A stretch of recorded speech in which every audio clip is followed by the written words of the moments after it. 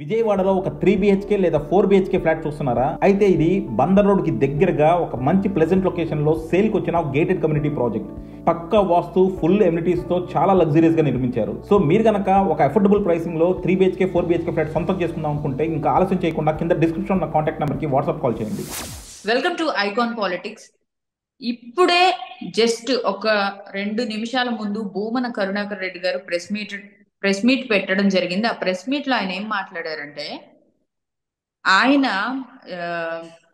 ప్రాయశ్చిత్త దీక్షలకి జగన్ గారు పిలుపునిస్తే కార్యకర్తలు వాళ్ళ పార్టీ నాయకుల్ని పూజలు చేయడానికి కూడా మా వాళ్ళు అర్హులు కాదా అని అన్నారు ప్రెస్ మీట్ లో. అంటే దీని వెనకాల ఆయన ప్రాయశ్చిత్త దీక్షలు అని అంటే తప్పును ఒప్పేసుకున్నట్టేనా అనే అంశాన్ని మనం సుధాకర్ రెడ్డి గారిని అడిగి ఆయన మాటల్లోనే తెలుసుకుందాం. నమస్తే సుధాకర్ రెడ్డి గారు. నమస్తే మేడం.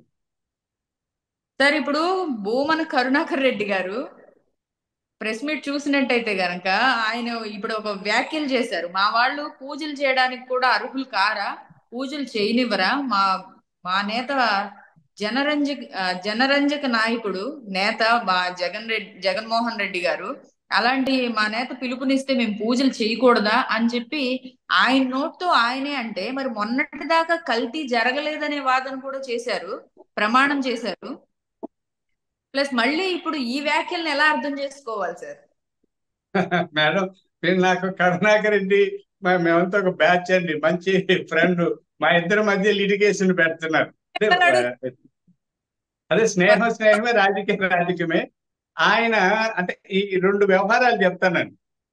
మా కరుణాకర్ రెడ్డి గారి కోపం వస్తే కూడా రానివ్వండి. ఆయన ప్రమాణం చేశారు ఏమని, నేను అధ్యక్షుడిగా ఉన్నప్పుడు, టీటీడీ బోర్డు చైర్మన్ గా ఉన్నప్పుడు ఎలాంటి అవినీతి అక్రమాలు చేయలేదు, కల్తీలు జరగలేదని ప్రమాణం చేశారు. అంటే అర్థమేమండి, కల్తీ జరిగిందని సర్టిఫికెట్ వచ్చినప్పుడు నేనున్నప్పుడు జరగలేదు అంటే నాకంటే ముందున్న వైవి సుబ్బారెడ్డి గారు ధర్మారెడ్డి కాలంలో ఉన్నప్పుడు కల్తీ జరిగిండవచ్చు అని ఆయన ఒప్పుకున్నట్లే. లేకపోతే మా ప్రభుత్వాల్లో ఈ 5 ఏళ్ల కాలంలో ఎప్పుడూ కల్తీ జరగలేదని ఆయన ఏమన్నా ప్రమాణం చేశారా? నేనున్నప్పుడు జరగలేదంటే అర్థమేమి, అంతకు ముందు జరిగి ఉండొచ్చు, అంతే కదా. అంటే ఇండైరెక్ట్ గా ఆయన ప్రమాణం చేసిన తర్వాత వైవి సుబ్బారెడ్డి ధర్మారెడ్డిలు నేరం చేసి ఉండొచ్చని సమాజం అనుకునేలాగా జరిగింది. దీన్ని ఒప్పుకుంటారు కదండి మీరు? అలాగే మా దీక్షలు చేపట్టినప్పుడు పవన్ కళ్యాణ్ గారు అంటే మీ రోజా గారు అన్నారు, ప్రాయశ్చిత్త దీక్ష ఎవరు చేస్తారండి, తప్పు చేసిన వారు కదా ప్రాయశ్చిత్త దీక్ష చేస్తారు, మీ ప్రభుత్వం పరిపాలనలో బయటపడింది కాబట్టి మీరు ప్రాయశ్చిత్త దీక్షలు చేస్తున్నారు, మీరు తప్పులు చేసినట్టు అని ఆమె లాజిక్, చాలా పెద్ద లాయర్ కదా, లాజిక్ లేవదీసింది. అయితే దేవుడికి జరిగిన అపచారానికి అధికారంలో ఉన్న మేము బాధ్యత వహించి చేస్తున్నాం. ఈ ప్రాయశ్చిత్త దీక్ష ఇప్పుడు స్వామి పూజారులు పూజలు చేస్తారంటే వాళ్ళు దోషం చేసినట్టు కదా, దోష నివారణ కోసం మేము ఈ దీక్షలు చేస్తున్నామని చెప్పాం. వీళ్ళు మళ్ళీ అదే దీక్షలు చేస్తుంటే అర్థమేమి, వాళ్ళ మాటల్లోనే మేము పూజలు చేస్తాం ప్రాయశ్చిత్త కోసం అంటే నేరం చేసేది ఒప్పుకున్నట్లే.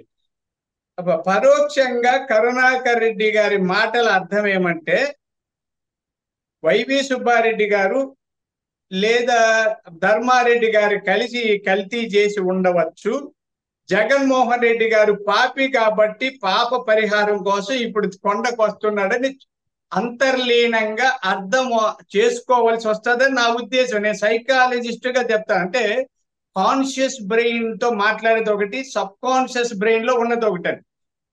నేను మీ పట్ల ద్వేషం ఉంటే కూడా నవ్వుతూ మాట్లాడతా, హలో బాగున్నారమ్మా ఏమమ్మా అని. ఇది conscious brain. Sub conscious brain లో మీకు నేను వ్యతిరేకంగా ఉంటాను. కాబట్టి కరుణాకర్ రెడ్డి గారి మాటల్ని అంటే ఆయన హిప్నటైజ్ చేస్తే కూడా కష్టం లేండి. ఆయన చాలా తెలివైన వాడు, మేధావి. మా తిరుపతిలో మేమంతా ఒకే కాలేజీ, అంటే పొలిటికల్ గా కాలేజీ. ఆయన కాలేజీలో నేను ఆ తర్వాత పరీక్షలు రాశాను, అక్కడ చదువుకున్న ఆర్ట్స్ కాలేజీలో. ఒకే కాలేజీ అంటే ఇక్కడ రాజకీయ కాలేజీలో పాఠాలు నేర్చుకున్న వాళ్ళు. అంటే రాజకీయాలలో మాటలలో అంతరార్థాలు వేరేగా ఉంటాయండి. మీకు అర్థమైంది కదండి. మొన్నే చెప్పాను మీకు కూడా, రాజుగారి పెద్ద భార్య అర్థమైంది. మంచిదంటే చిన్న భార్య కాదు అని, లేదా చిన్న భార్య మంచిదంటే పెద్ద భార్య కాదని. ఇప్పుడు నేను దొంగతనం చేయలేదంటే దొంగతనం జరిగింది కానీ నేను చేయలేదు, ఎవరో చేసి ఉండొచ్చు. ఆ ఎవరు? వైవి సుబ్బారెడ్డి, ధర్మారెడ్డి. వాళ్ళకు నాయకుడు ఎవరు?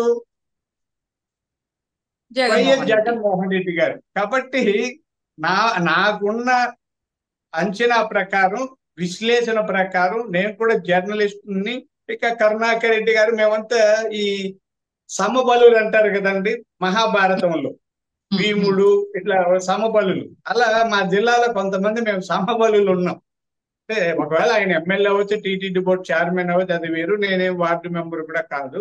కానీ రాజకీయ కోణాలలో, రాజకీయ విశ్లేషణలో, రాజకీయాలు నెరపడంలో, వ్యూహాత్మక వ్యవహారాలు చేయడంలో ఒక 5-6 మేము ఉన్నాం. మేము కూడా ఆ పేర్లు అవసరం సమబలు. కాబట్టి కరుణాకర్ రెడ్డి గారికి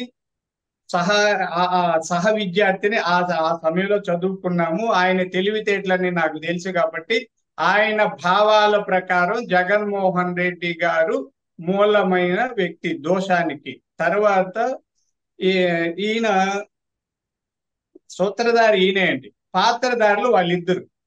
వైఎస్ అనేది వైవి సుబ్బారెడ్డి గారు, ధర్మారెడ్డి గారు పాత్రధారులు అయితే, జగన్మోహన్ రెడ్డి గారు సూత్రధారి అన్న విషయం కరుణాకర్ రెడ్డి గారి విశ్లేషణ ద్వారా నాకు అర్థం అవుతుందన్నది నా భావన అండి. దీన్ని ఇంకెవరు ఎలా అన్నా అర్థం చేసుకుంటే ఎవరైనా ఆలోచించాలి. మీకు అర్థమైంది కదండి విశ్లేషణ?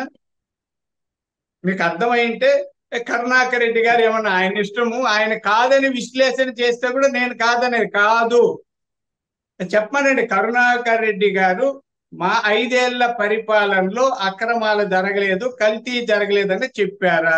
కానీ ఇప్పుడేమన్నా చెప్తారా? ఆయన ఇప్పుడు ప్రమాణం చేసి వైవి సుబ్బారెడ్డి గారు, ధర్మారెడ్డి గారు కూడా మంచి వారే, చేయలేదని చెప్తారా? జగన్మోహన్ రెడ్డి గారు హిందువే, ఆయన కొండకు వెళ్ళొచ్చని చెప్తారా? ఇవన్నీ చెప్పమనండి. కరుణాకర్ రెడ్డి గారు గొప్ప వ్యక్తి అండి, కాదన్న. మాకు ఎమ్మెల్యేగా చేశారు, చాలా బాగా వాళ్ళ అబ్బాయి అందరూ కూడా చేశారు, మంచోళ్ళే, మాకేమి శత్రువులు కాదు, మంచి వ్యక్తులు. మంచి మాటలు చెప్పండి. జగన్మోహన్ రెడ్డి గారు హిందువు, డిక్లరేషన్ ఇవ్వాల్సిన అవసరం లేదని చెప్పమనండి. ధర్మారెడ్డి, వైవి సుబ్బారెడ్డి కూడా పవిత్రమైన మూర్తులు, వాళ్ళు అవినీతి చేయలేదు అని చెప్పమనండి. ఆయన నోటితో చెప్పమనండి. ఇంతవరకు చెప్పలేదండి ఆయన. కాబట్టి అంతరార్థము, అంతరంగము మీరు అర్థం చేసుకోండి. కరుణాకర్ రెడ్డి గారు కూడా అర్థం చేసుకుంటారు. ఈ అంశాన్ని ఎలా అర్థం చేసుకోవాలో చెప్పినందుకు thank you so much sir.